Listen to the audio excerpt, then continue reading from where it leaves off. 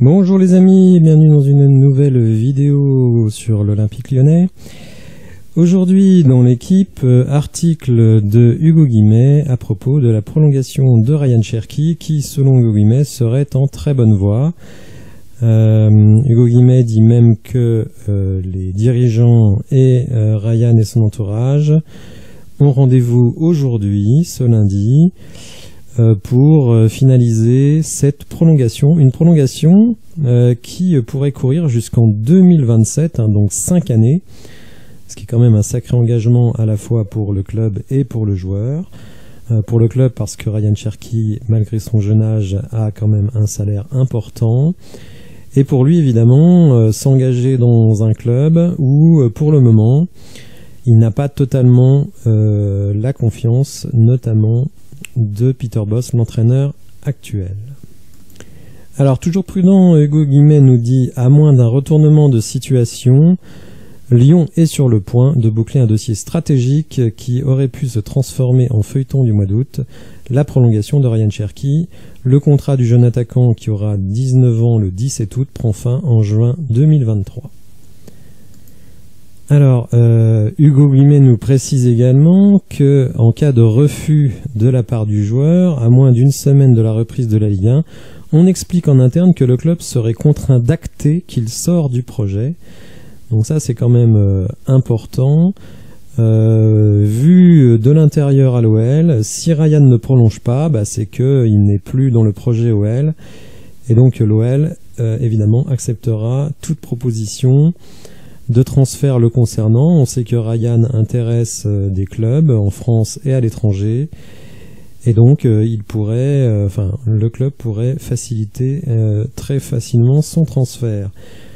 Seulement, cette option n'est pas du tout voulue par Jean-Michel Aulas, qui lui croit beaucoup en Ryan Cherki, même si évidemment le fait que Ryan ait une proposition de prolongation depuis déjà plusieurs semaines qui n'a toujours pas signé, ça agace sans doute Jean-Michel Aulas.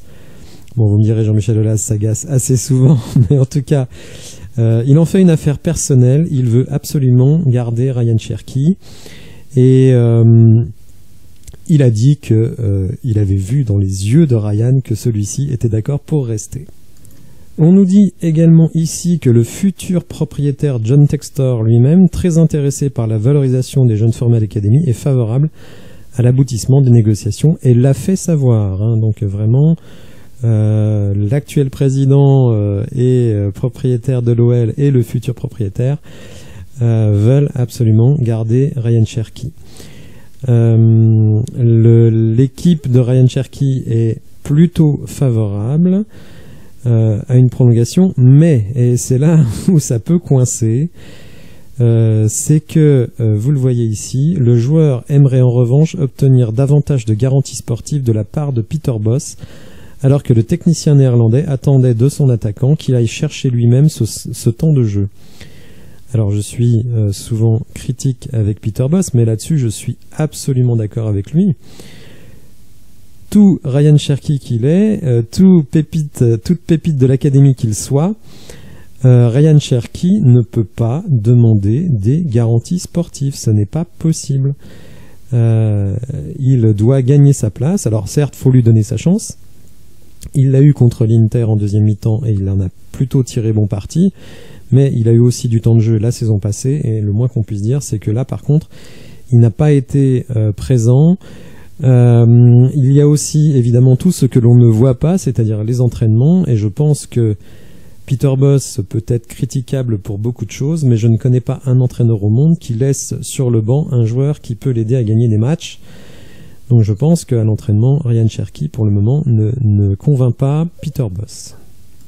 Alors évidemment, le sport, c'est la concurrence, sa place, faut la gagner, c'est pour ça que je dis il n'est pas possible de donner des garanties sportives à Ryan Cherki, tout simplement parce que Ryan est un joueur qui peut évoluer soit en milieu de terrain créatif, soit, comme il a été plutôt utilisé par Peter Bosz, dans l'aile droite. Seulement le problème pour Ryan, c'est que dans l'aile droite, vous avez Tété, et Tété est à mon avis à 100% titulaire dans la tête de Peter Bosz. C'est un joueur qui est très apprécié dans le club. Donc déjà, dans l'aile droite, Ryan ne peut pas être titulaire. Il peut gratter du temps de jeu, hein, ce sera vraiment son objectif cette saison, parce que si il a été mis en deuxième mi-temps contre l'Inter Milan, c'est que Peter Bosz a envie de voir ce qu'il est capable de donner, y compris sur des petites séquences, et s'il fait pas la tête parce qu'il n'est pas titulaire. Donc je crois que là, Ryan ne peut pas demander davantage, il ne peut pas demander à être titulaire dans l'aile droite, dès lors qu'il y a Tété. Au milieu de terrain, là aussi, c'est très difficile de gagner du temps de jeu, parce que bon, on sait que Ryan ne fait pas un travail défensif énorme, donc il va devoir passer devant des joueurs qui pour le moment sont très en avance sur lui. Je pense évidemment à Paqueta. Alors Paqueta ne sera peut-être plus là d'ici quelques jours, hein, puisque, comme je l'avais dit dans une vidéo précédente, Manchester City s'intéresse à Paqueta et ne fera Paqueta que si Bernardo Silva s'en va au Barça, et on nous dit sur certains sites qu'un accord est proche entre Barcelone et Bernardo Silva, donc on peut s'attendre à ce que Manchester City fasse une attaque sur Paqueta, et on ne voit pas comment Paqueta pourrait refuser d'aller à City avec un salaire sans doute très très nettement revalorisé, 60 millions sans doute de transferts dans les poches de l'OL, la possibilité de jouer une équipe qui peut tout simplement gagner la Ligue des Champions et le championnat d'Angleterre. C'est une offre que Paqueta ne pourrait absolument pas refuser. On dit aussi que Paqueta pourrait être intéressé par Tottenham. Autant il n'est pas chaud pour aller à Newcastle, qui ne fait pas de Coupe d'Europe, et à Arsenal, dont visiblement il ne croit pas dans les chances d'Arsenal de retrouver le haut du panier. Mais par contre, Tottenham, c'est une équipe qui s'est remise dans le droit chemin, avec Antonio Conte comme coach, et effectivement qui pourrait bénéficier de la créativité au milieu de terrain de Paqueta et de la finition de Mingson et évidemment d'Harry Kane. Donc il peut encore se passer des choses au milieu de terrain.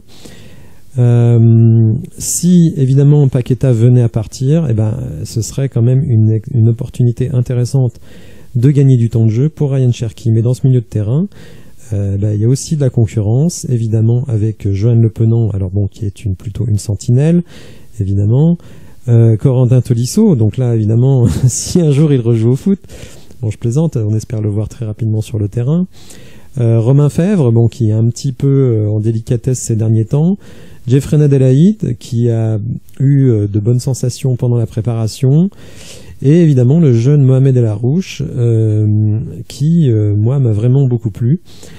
Donc voilà, je comprends évidemment que Ryan Cherki ait envie de jouer, estime qu'il doit jouer, ça c'est autre chose, mais on ne peut pas lui donner de garantie sportive, tout simplement parce que dans l'aile, il aura du temps de jeu en rotation de Matteo Tété, mais au milieu de terrain, c'est hyper encombré, et si Paqueta reste, alors là, ce sera encore plus encombré. Donc qu'on demande à Peter Bosz peut-être de lui donner davantage sa chance, ça peut-être, mais des garanties, c'est important le terme, des garanties sportives, ça non, ça n'est pas possible. Ryan Cherki ne peut pas demander cela, et à mon avis, il ne l'obtiendra pas. Voilà, on va voir ce qui va se passer. Donc normalement, ça devrait avancer sur ce sujet-là. J'espère que vous avez apprécié la vidéo. Si c'est le cas, n'hésitez pas à liker, à vous abonner à la chaîne, très important. Et je vous dis à bientôt pour de nouvelles infos. Merci, au revoir.